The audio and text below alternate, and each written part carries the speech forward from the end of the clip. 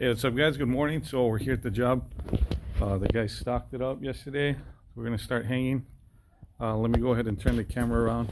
And I know I skipped a couple of motivational Mondays, so I figure, even though it's not a Monday, I'm gonna go through real quick. It's gonna have to be, I think, like a two-part video, but the first part, go through how I bid and what to do, what not to do.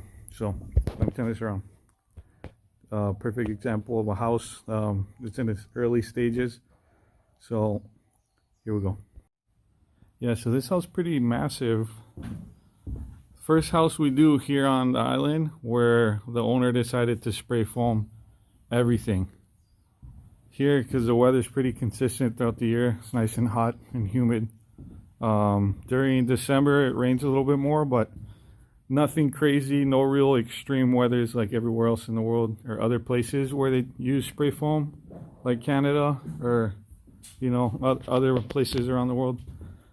But I guess he decided to just go because it has a way better R rating and acoustical properties. Sorry. But yeah, so he did that to the entire house. We'll walk the downstairs after. But going back to what I was saying, so when you do a bid, you're gonna get asked sometimes by the client or the contractor to just give a straight up square footage price. Do not do that. Unless it's a contractor you already do a lot of work for and you already kind of have an idea of what the package homes are like. You know, but for example here, if I just went straight square footage, you know, these rooms are fairly easy. It's just 9 feet. Everything's nice and square. Well, then you go out here into the living room. We got a rake ceiling. We got like a weird cubby going on in here. Over there we got another cubby. There's some electrical outlets.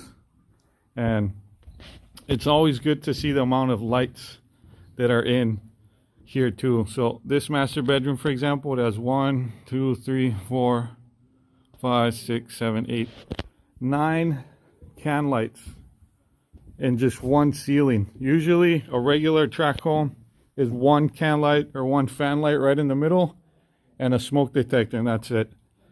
So this one is, you know, a buttload of cans, more cutouts, more details potentially for the tapers. So what I like to do is I always like to walk it when it's getting close to being ready. This house in particular, I bid it about 5 months ago while the guy was still finishing up the framing, just because it's a friend that we've done work for before. But now that we're about to hang, I'm like, oh shucks, she went kind of crazy with the lights. So you know, whatever we can do for it. But normally I would have liked to come right after the electrical to take a look at it and then base my price off of that.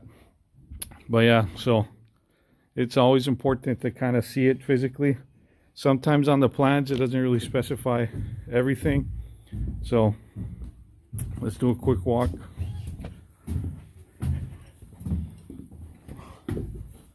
Little hammer over there.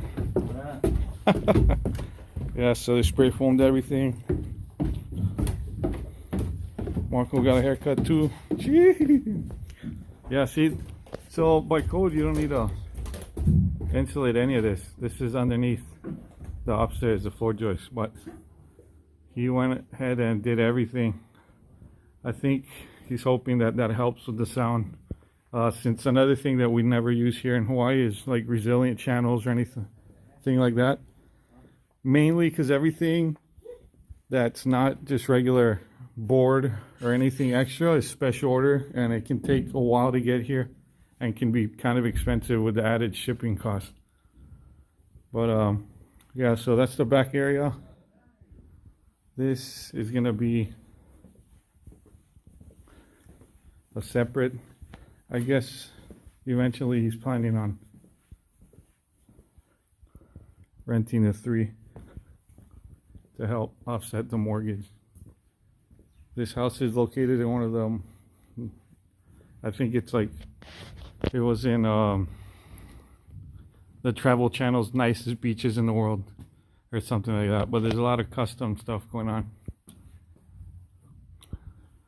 This is all 9. Well, this is actually 9/6 because of that drop. So we're gonna have a rip, which is more work for us. But what we'll do is we'll just do a 48, and then a rip, rather than having like a little 6-inch rip on the bottom. But yeah, so this video's getting kind of long. Sorry, guys. Yeah, so always try to look at it. Always try to see if you can physically go and do a walkthrough. If they're being kind of pushy about the square footage, then honestly, maybe you don't want to deal with that guy, especially if it's a new client. Because usually, from experience, when it's like that, they're usually going to be pushy throughout the whole thing, you know. Some people, they just ask for the square footage because they're just trying to get a ballpark number because they honestly have no idea as to the cost. But yeah, so you always want to walk through it.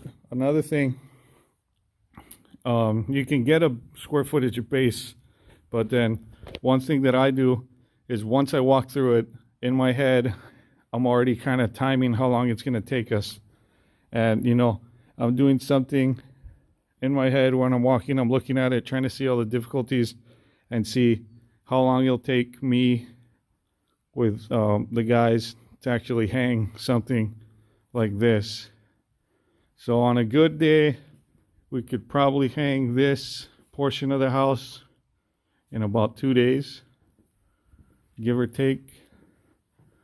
And then this is gonna, of course, be added costs because of the scaffolding. And then there's two